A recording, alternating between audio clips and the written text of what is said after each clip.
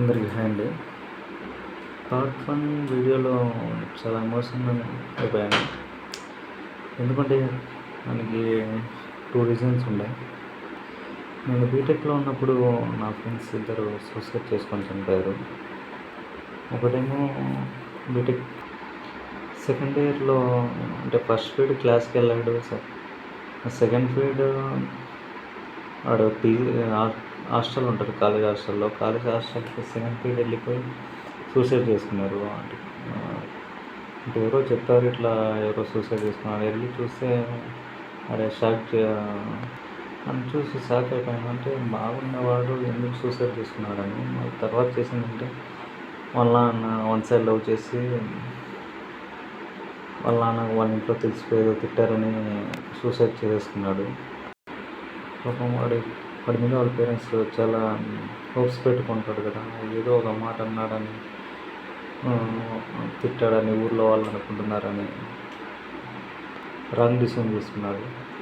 ఇంకో friend final year అయిపోయాక అంటే జాబ్ రాలేదని వాళ్ళ నాన్న ఏదో తిట్టాడని ఊర్లో వాళ్ళు అనుకుంటున్నారని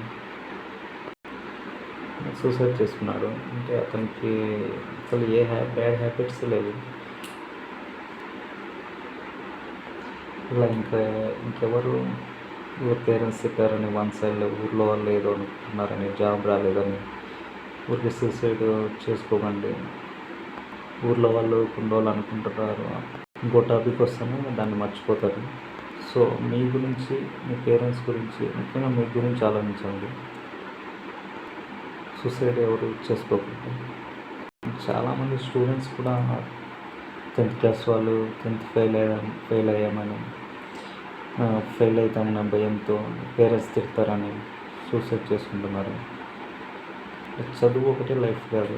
చాలామంది మా ఊళ్ళో కూడా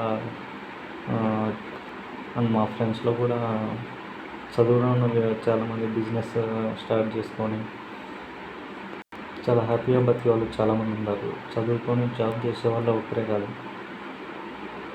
సో అందరికీ చెప్పేది ఏంటంటే తొందరపడి మా ఫ్రెండ్స్ లాగా ఇలా మన చుట్టుపక్కల సూసైడ్ చేసుకోకండి. Thank you.